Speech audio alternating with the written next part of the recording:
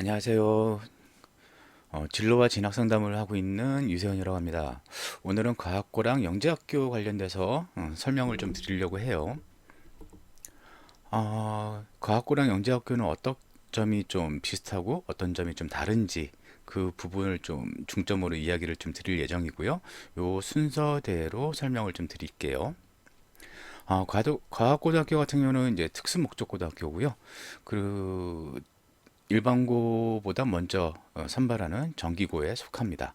그래서 모집 대상은 그 중학교 3학년 대상으로 모집을 하고 있습니다. 그리고 선발 방식은 자기주도 학습 전형으로 선발을 하고 있어요. 자기주도 학습 전형은 이제 고입에서 많이 나오는 전형 이름인데 어떤 시험이 없다는 뜻이죠. 시험이 없고 서류나 면접을 통해서 학생을 선발하는 전형을 뜻합니다. 이제 영재학교 같은 경우는 이제 일반고 고등학교는 아니에요. 영재 교육 기관으로 분류가 되고요. 어, 그 일반고보다 또 과고보다 먼저 학생을 선발합니다. 그래서 모집 대상은 이제 전체 중학생, 중학교 1학년부터 3학년 대상으로 모집을 하고 있고요. 그 선발 방식은 영재성 검사와 캠프를 통해서 학생들을 선발합니다. 그래서 영재성 검사라는 거는 영재성이 있는지 그 판단하는 테스트를 본다는 뜻이죠. 그래서 영재학교 같은 경우는 일반 고등학교의 학제와 다르게 무학년 졸업 학점제를 좀 실시하고 있고요. 어, 과학고등학교 같은 경우는 조기 졸업을 이제 허락하고 있어요. 그래서 성적이 우수한 학생들 중에 한 20% 정도는 월반을 통해서 조기 졸업을 하고 있습니다. 그리고 이 두 학교의 공통점이란 거는 수학과 과학에 재능이 있는 학생들이 지원을 하고 선발되고 합격하는 학교라고 생각하면 됩니다. 그 두 학교의 그 어떤 교육 과정을 좀 비교를 한다면은 과학고등학교는 일반고와 비교했을 때 수학과 과학의 교육 그 수업 시수가 월등히 좀 많고요. 그리고 영재학교 같은 경우는 일반고랑 비교했을 때 수학과 과학의 시수가 비슷한데 연구라는 교과가 특이하게 많다는 게 특징이죠. 그래서 그 교과명을 좀 본다면은 과학고등학교 같은 경우는 일반 고등학교에서 배우는 교과보다 좀 심화된 전문 교과 위주로 수업이 진행이 되고요. 영재학교 같은 경우는 이제 미적분학 이런 어떤 교과명을 봤을 때 대학교 1학년 수준의 수업이 이루어진다고 볼 수 있죠. 그리고 과학고등학교와 영재학교의 어떤 차이점, 프로그램의 차이점이라고 한다면은 둘 다 뭐 수학과 과학을 중점으로 하는 학교인데 영재학교 같은 경우는 어떤 현장과 연구가 위주가 된다는 거죠. 그것도 기업과 대학과 연계한 그런 연구를 통해서 어, 그 학교 수업이 이루어지는 거고 그런 수업이 이루어지면서 또 특징적인 거는 이제 AP 제도 그래서 대학 과목 선의 수제대로 해서 대학 과정을 미리 이수하는 제도가 있고요. 그리고 아까 얘기한 대로 PT 제도 그래서 그 무학년 그리고 졸업 학점제로 운영을 하고 있습니다. 그리고 졸업생들의 어떤 진학이나 진로를 본다면 다 비슷해요. 근데 과학고등학교 같은 경우는 대부분이 이제 두 학교 다 대부분이 이제 그 과학기술원 그러니까 카이스트나 지스트, 유니스트 뭐 그런 과학기술원 특수대학으로 진학을 좀 많이 하고요. 그리고 포항공대 쪽으로도 많이 진학을 합니다. 그리고 일반 대학 같은 경우는 영재학교 쪽들이 좀 최상위권 대학들의 진학이 좀 많고 과학고등학교는 이제 상위권 대학들 이공계 쪽으로 진학을 많이 하고 있습니다. 선발 방식으로 본다면 아까 얘기한 대로 과학고등학교는 이제 자기주도 학습 전형으로 선발을 하고 있어요. 그래서 1단계, 2단계로 선발을 하고 있고요. 1단계는 서류 평가, 2단계는 그 서류를 기반으로 해서 그 면접을 보는 형태로 최종 모집 인원을 선발을 하고요. 영재학교 같은 경우는 이제 3단계로 이루어집니다. 그래서 1단계는 서류, 2단계는 이제 영재성 테스트를 보는 과정이고요. 그 3단계 최종적으로 합숙을 해서 캠프를 통해서 그 학생의 뭐 어떤 과제 수행 능력이나 발표 능력, 토론 능력 등을 봐서 최종 대상으로 선발을 하고 있습니다. 그래서 대부분 그 학생들 지원하는 학생들이 수학이랑 과학에 관심이 많고 활동 부분도 많은 학생들이라 1단계와 2단계까지는 대부분 가는 것 같아요. 근데 이제 이 2단계에서 영재성 검사 그 시험을 통해서 당락이 많이 좀 결정이 되는 편이고요. 그리고 마지막에 최종으로 어떤 면접을 통해서 이제 최종 면접을 하게 되죠. 지금 이 학교들은 이제 우리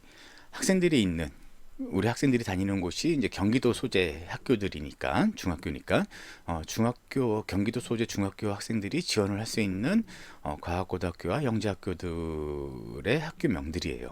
그래서 과학고등학교 같은 경우는 그 경기 북과학고만 지원이 가능하고요. 그 영재학교는 전국에 있는 8개 학교에 본인이 좀 합격 가능성이 큰 학교를 선택해서 지원을 할 수 있습니다. 그리고 또 복수 지원도 좀 가능해요. 근데 올해 같은 경우는 복수 지원이 좀 약간 힘들어 보이는 게 이 8개 학교가 그 선발 과정의 일정들이 동일하게 이제 계획을 하고 있다고 해요. 그래서 올해는 좀 복수 지원이 좀 약간 힘들지 않을까 하는 생각이 듭니다. 과학고등학교 이제 경쟁률을 이렇게 본다면은 그 경기과학고 같은 경우는 한 해가 좀 낮으면은 그 다음에는 좀 높으면 그 다음에가 좀 낮고 뭐 그렇게 좀 출렁거리는 경쟁률을 보여요. 근데 이제 다른 지역의 과학고등학교에 비교를 한다면은 경기 북과학고가 경기도 쪽의 과학고가 다른 지역보다는 경쟁률이 조금 높아요.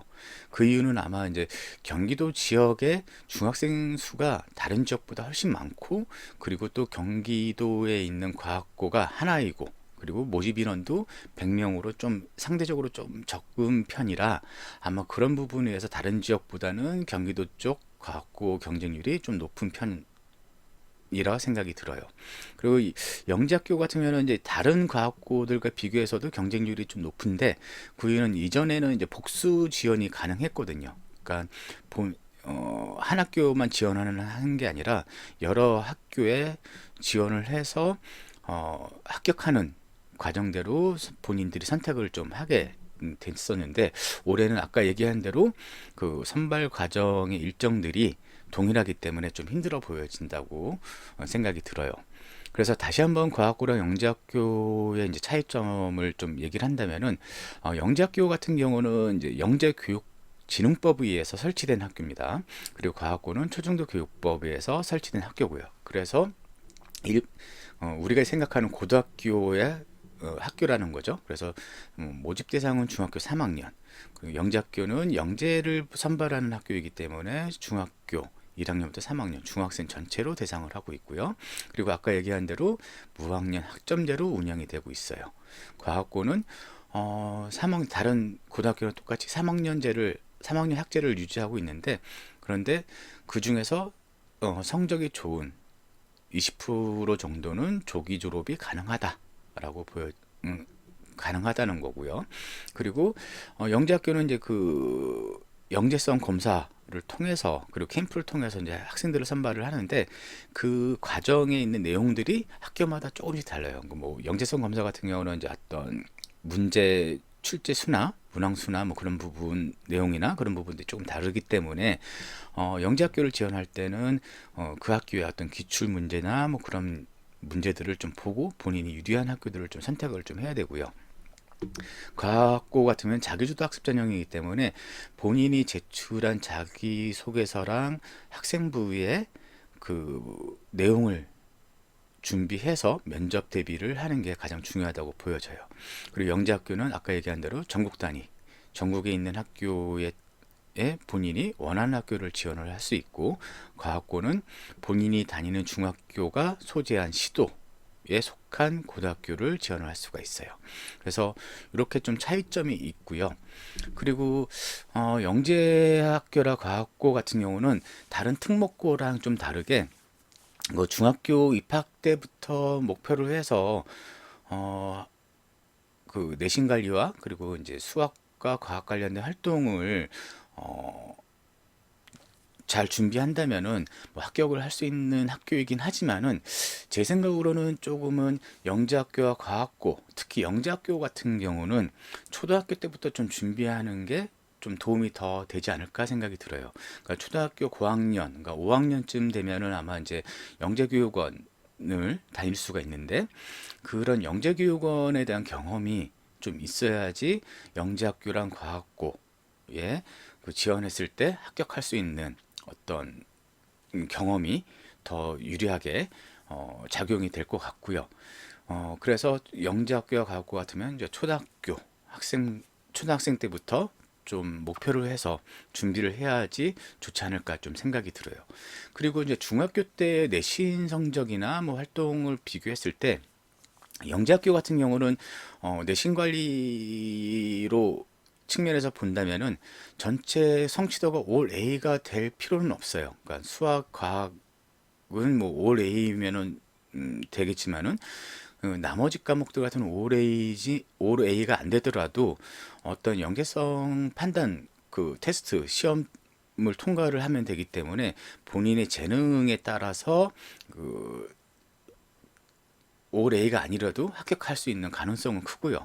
근데 과학고등학교 같은 경우는 좀 내신 관리가 좀 필요한 학교라고 생각이 들어요. 그래서 내신의 성취도가 올 A가 되고 그랬을 때 좀 더 유리한 합격 가능성이 좀 커진다고 보여지고요. 그리고 영재학교나 과학고의 어떤 선발 과정을 수월하게 하기 위해서는 최소한 고등학교 1학년 과정까지의 수학, 과학 개념들은 좀 알고 있어야지 그 선발 과정에서 뭐 본인이 좀 더 유리하게 합격 가능성이 커질 수 있는 그런 수준이라고, 학업의 어떤 능력은 그런 정도 수준을 가지고 있어야 된다고 생각이 듭니다.